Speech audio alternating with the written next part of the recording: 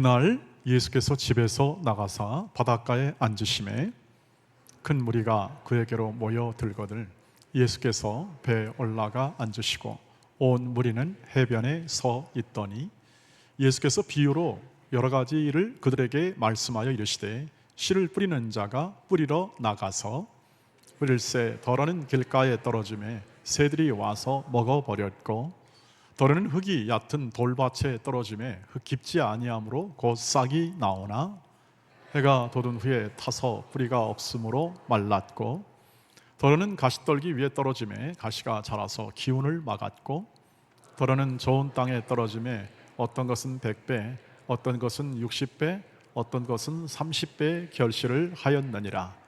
귀 있는 다 읽겠습니다. 귀 있는 자는 들으라 하시니라. 아멘. 오늘 씨 뿌리는 자의 비유에 관한 본문을 읽었습니다.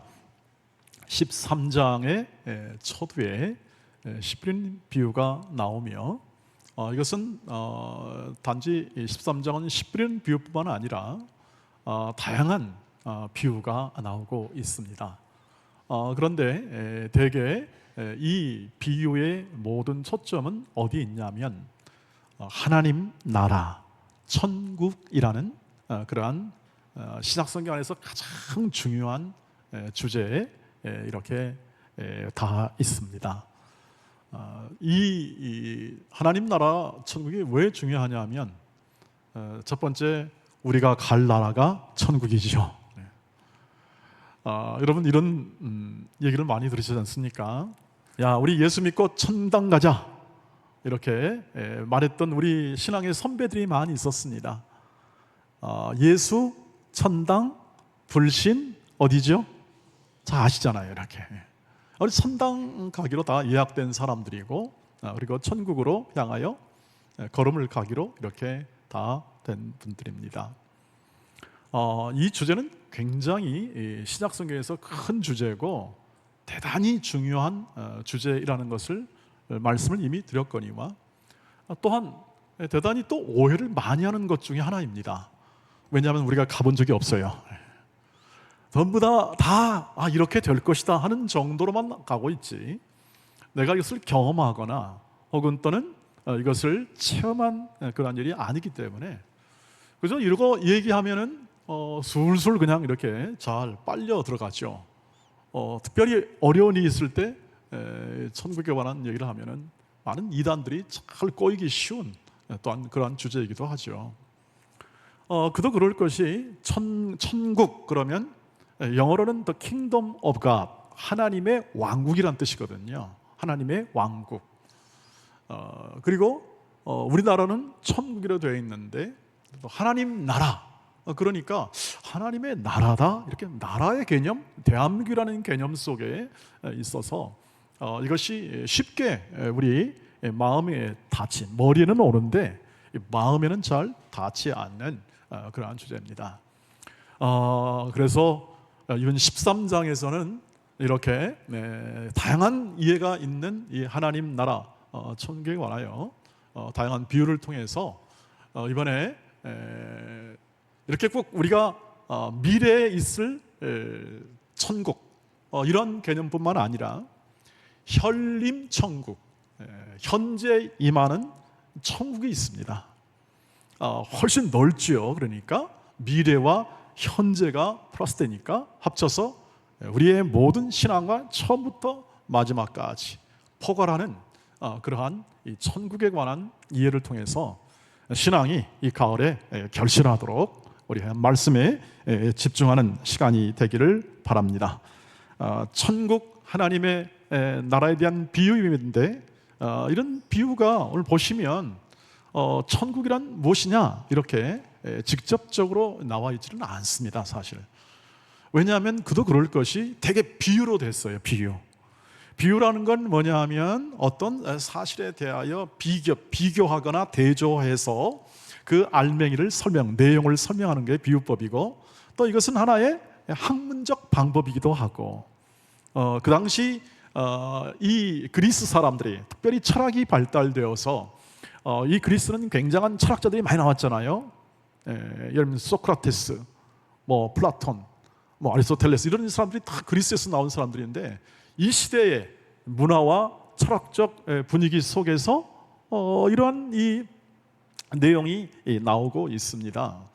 나오고 있을 뿐만 아니라 이 내용이 우리가 쉽게 이렇게 잘 이해할 수 없어도 불구하고 비유적으로 나오고 또 거기서 많이 사용되어서 이 시대에 사용된 이 비유가 굉장히 지금까지도 쓰이고 있어서 쉽게 좀 더 좀 어떻게 영향력 있게 이런 이 하나님 나라를 소개하는 방법으로 쓰였으니까 이 비유를 통해서 우리가 오늘도 우리의 모든 이 하나님 나라 이해, 그 다음에 하나님 나라 천국이 오늘 이 현재 어떻게 작동하는지, 또 내 삶에서 어떻게 이것이 유익을 주는지에 대해서 함께 이 말씀을 통해서 확인하고자 합니다.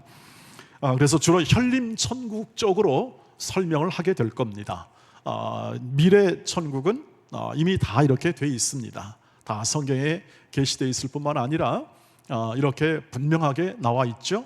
그분과 함께 영원히 거하는 하나님의 나라, 그리고 눈물도 없고 그리고 아픔도 없는 새 하늘과 새 땅이 온전히 이루어진 나라, 이렇게 설명이 되어 있는데 오늘 이 비유를 통해서 어떻게 천국이 소개되는지 한번 살펴보도록 그렇게 하겠습니다. 오늘 10분이는 비유가 나오게 되고 여기에 관하여 4개의 밭에 떨어진 씨앗이 나옵니다. 그런데 이 모든 앞에 나와 있는 3개의 씨앗, 다시 말하면 씨뿌리가 있는데 길가, 돌짝밭, 가시덤불, 이 3개에 떨어진 것은 열매를 맺지 못한다.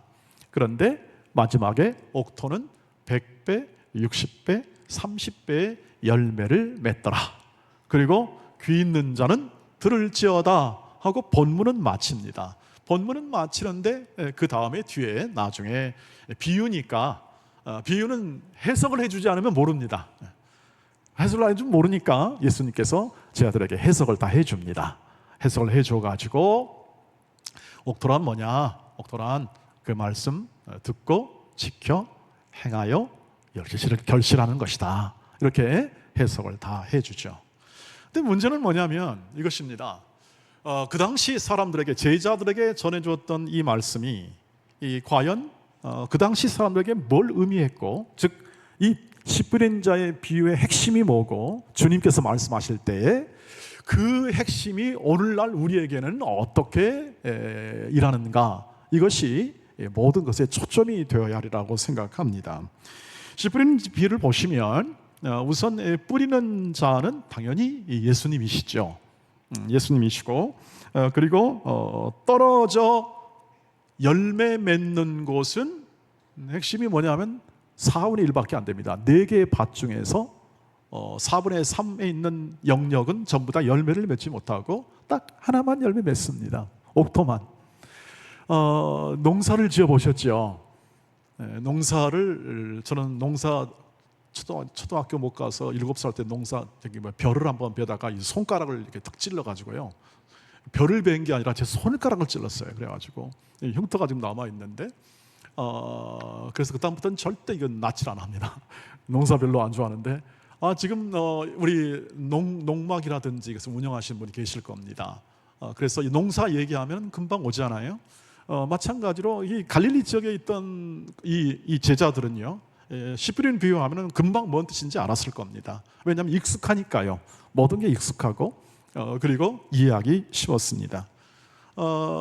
땅이 대개는 척박하지요. 이스라엘 땅은 되게 척박한데 그러나 또 군데군데 이렇게 좋은 땅이 있어서 열매를 많이 맺는 땅도 있었습니다. 아마 이스라엘의 상황을 얘기하는 것 같습니다. 그 지역이 자체가 이렇게 좋은 땅은 많지 않고, 워낙 국토도 또 작은 데다가 좋은 땅도 많지 않고, 그나마 갈릴리 지역, 요단강 지역, 이런 물이 있는 지역, 수변 지역은 이렇게 농사짓기에 적합해서 이 제자들이 있는 이 갈릴리 지역은 이 농사에 관한 이 부분이 상당히 빨리 이해됐을 거라 생각합니다. 대개는 열매를 맺지 못해요.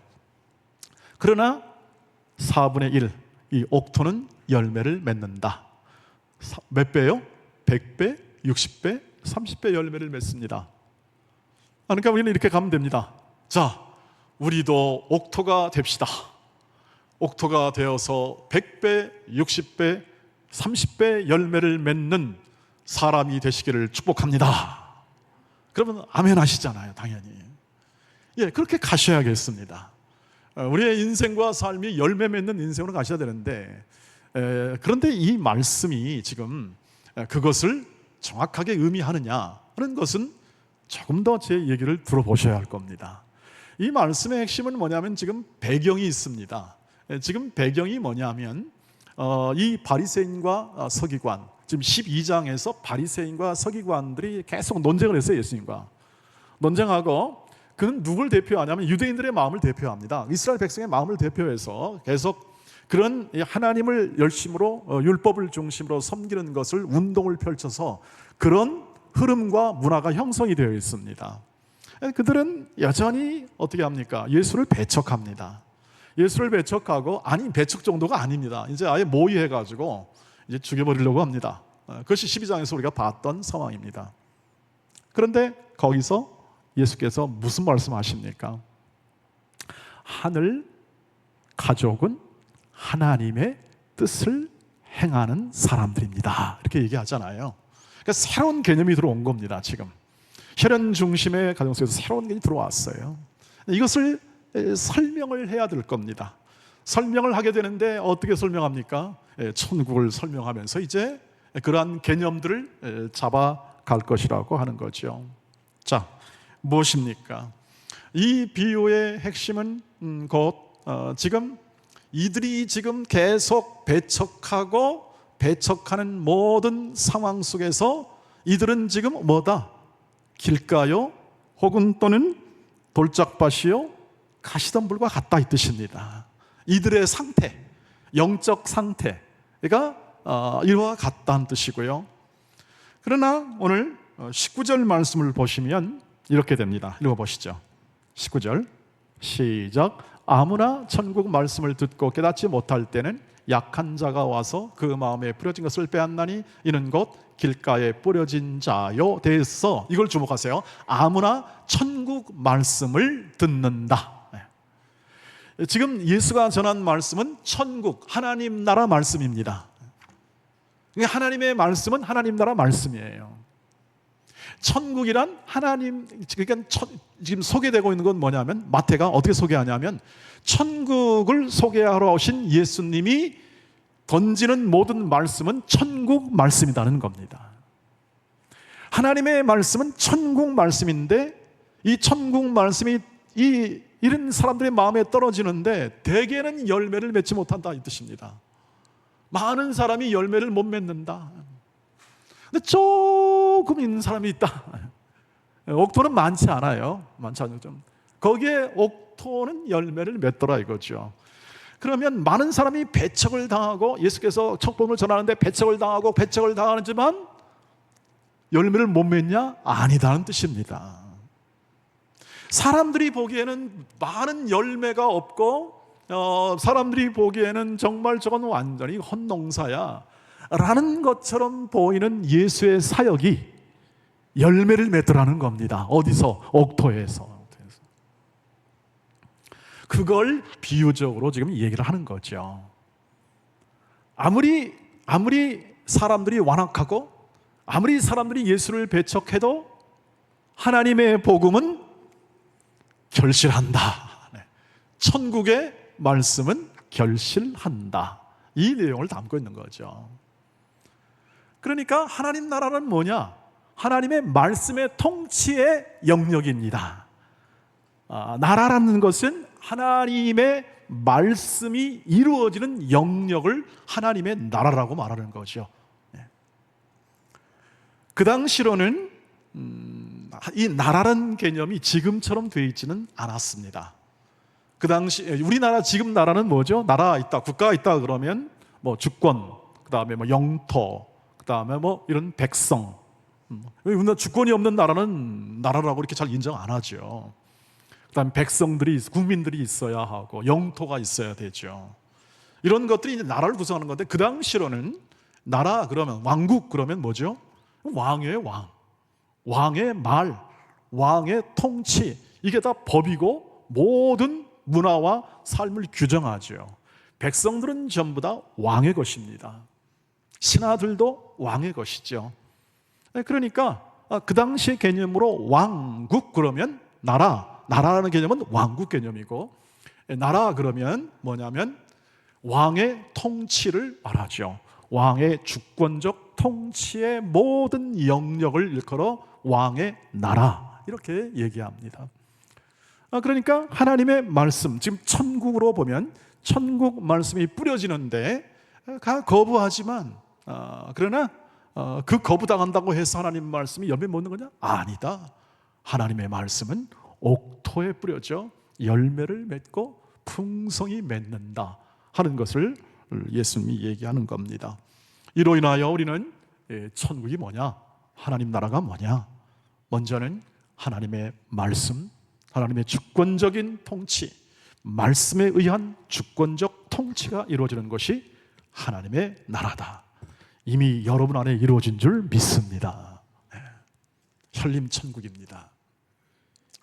하나님의 말씀의 통치가 이루어지는 여러분의 마음과 여러분의 존재, 여러분의 삶이 바로 하나님의 나라를 소유했다, 이렇게 얘기할 수가 있는 거죠.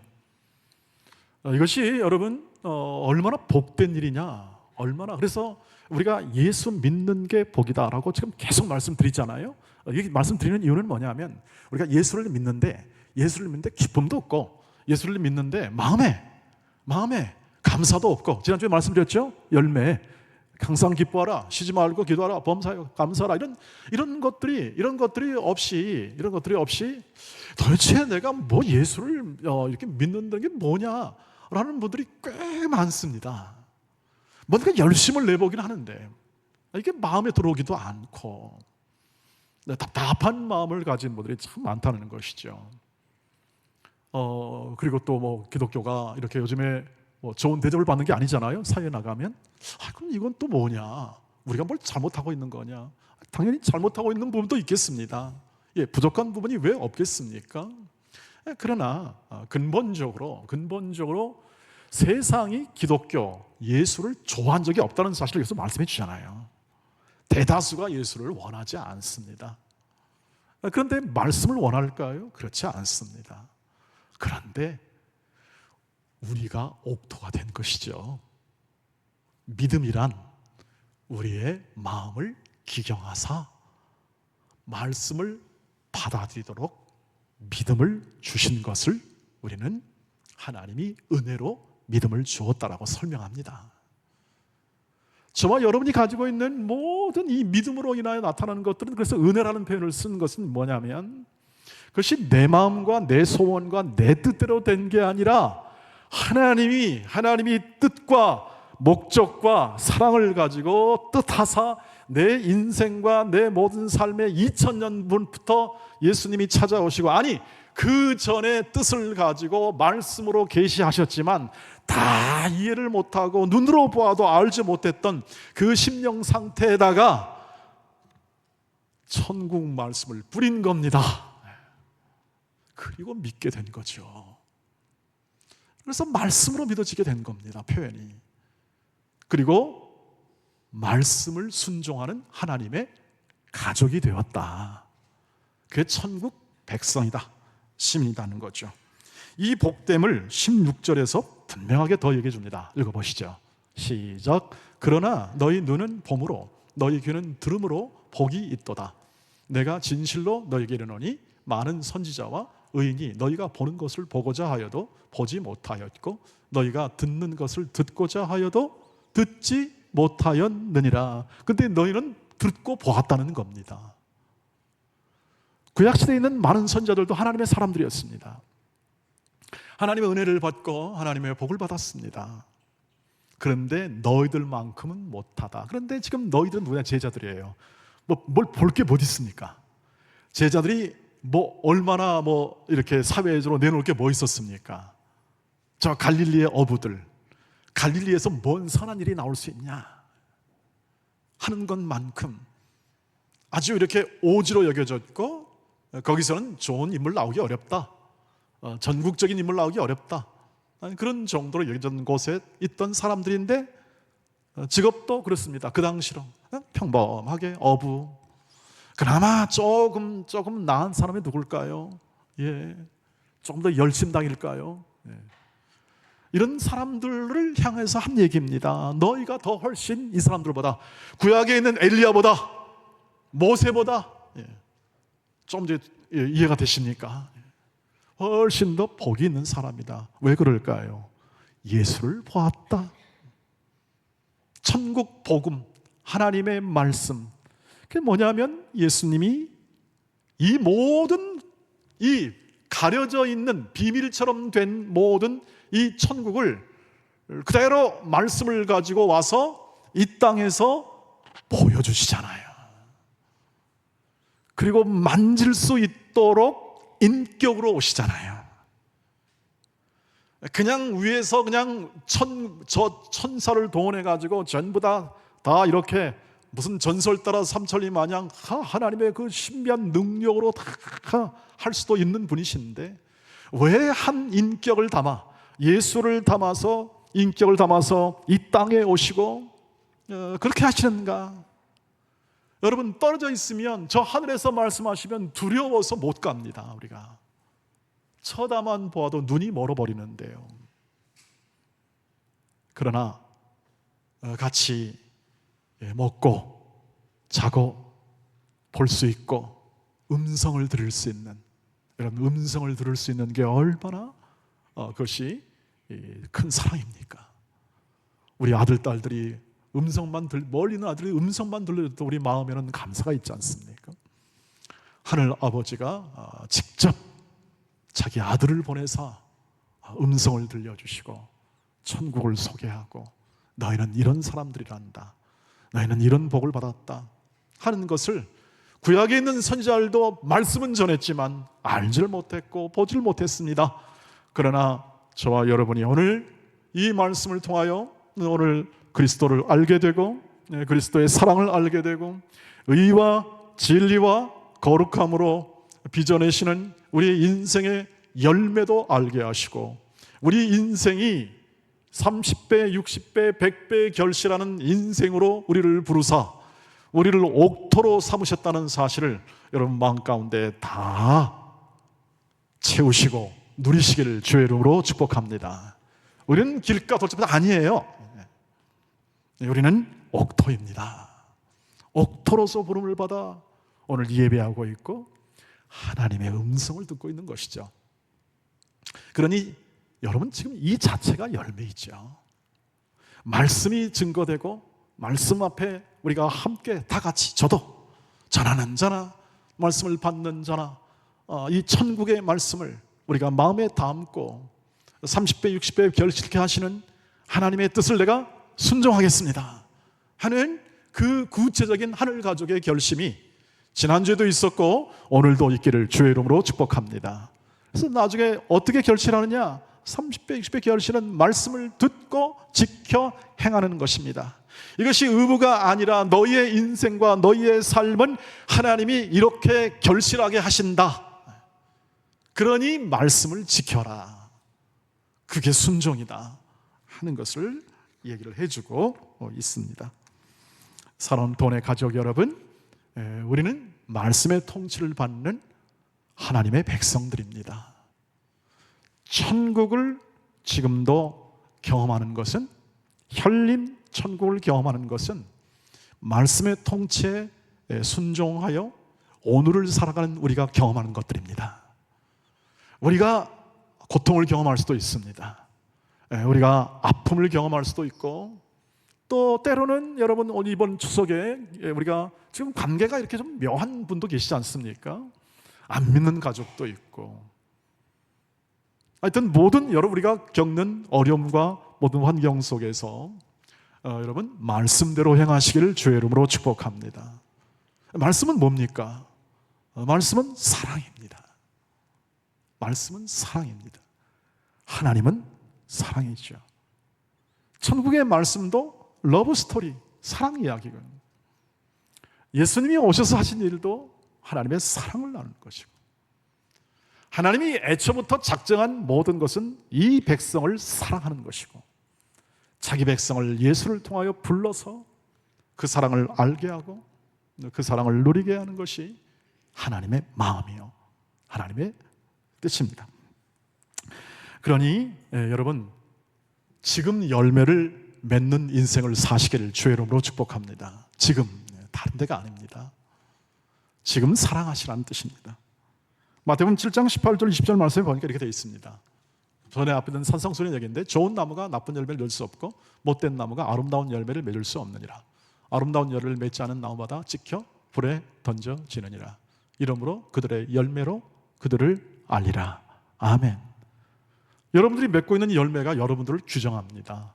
나는 열매 맺고 있는 사람인가? 지금 사랑하고 있는가? 이 뜻입니다. 지금 하셔야 합니다. 지금. 말과 주장, 명분으로는 그것을 증명할 길이 없습니다. 지금 사랑하는 인생을 살아가는 것이 열매를 맺는 것이죠. 이여령 선생이라는 분이 이렇게 마지막 얘기를 했다고 합니다. 그것을 좀 찾아보니까 되게 이 말을 한 것이 사실인 걸로 판명이 돼서 좀 소개합니다. 눈물을 흘릴 줄 아는 사람이 되십시오, 이렇게 얘기했다고 합니다. 지식보다 사랑을 선택하십시오. 그러면서 이제 해설을 해주는 거, 설명을 해주는데, 눈물을 흘린다는 것은 뭐냐면 그건 따뜻한 사람이 된다는 뜻이겠죠. 따뜻한 가슴을 가진 우리 어머니들, 그리고 또 사랑하는 자식들에 대한 연민의 마음을 가진 우리 부모, 이런 분들이 바로 따뜻한 마음이다, 이렇게 표현할 수가 있습니다. 이분이 왜 이런 말을 했을까요? 이분은 지식으로 말하면은 이 세상에서, 이 동양에서는 탑클래스 아니겠습니까? 동양의 지성이죠. 이분이 얘기하는 그는 뭐냐면, 자기 딸이 아파서 일찍 소천을 했습니다. 우리 이여령 선생보다 훨씬 더, 조금 더 먼저 소천하고 주일을 하다가, 여성 목사님으로서 이렇게 주일을 하다가 먼저 소천을 했는데, 그 딸에 의해서 예수를 믿게 된 겁니다. 믿고 그 다음에 지성을 넘어서 이분이 이 생명, 예수 안에 있는 생명을 발견했습니다. 그러다 보니까 지식과 기술보다 인생이라는 것, 우리 한 존재, 인간의 최고의 아름다움은 바로 사랑이라는 것을 알게 된 거죠. 지식과 기술은 연마하고 그것은 끝날 겁니다. 그러나 사랑은 영원하더라. 그래서 이분이 이렇게 얘기합니다. 죽으면서 나는 사랑으로 갑니다. 사랑으로 간대요. 하나님 곁으로 갑니다. 그러니 지금 사랑하십시오. 자기가 가장 후회하는 건 뭐냐면, 이분이 뭐 후회봤자 얼마나 후회하겠습니까? 모든 삶을 살았는데 후회하는 것은 사랑하는 법을 너무 늦게 배웠습니다. 예수 믿는 것을 너무 늦게 했다는 뜻이었습니다.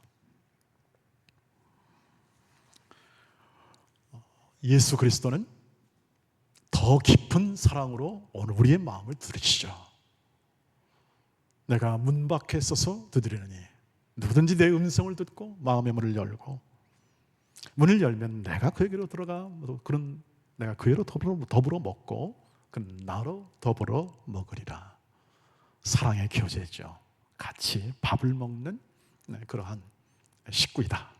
하나님의 식구이다. 하나님의 백성이다. 사랑하는 동네 가족 여러분, 저와 여러분이 사랑하고 그리고 존경하고 찬양하는 주 예수 그리스도, 그분의 사랑을 깊이 알아가시기를 주의 이름으로 축복합니다. 우리는 알아가셔야 합니다. 그게 커지는 겁니다. 그분이 얼마나 깊은 사랑과 너비로 했는지를 더 깊이 순간순간 우리의 삶의 모든 환경 속에서 더 깊이 실천하고 깨닫고 알아가는 겁니다. 다른 거 좀 내려놔도 좋습니다. 다른 거 좀 못해도 좋습니다. 다른 것은 세상 사람들이 훨씬 잘합니다.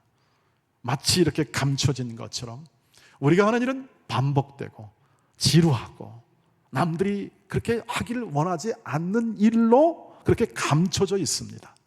일상 안에 감춰져 있죠. 저와 여러분이 한 모든 이 사랑의 행위는 일상 안에 감춰져 있습니다. 밥을 지어주고, 그리고 어깨 두드려주고.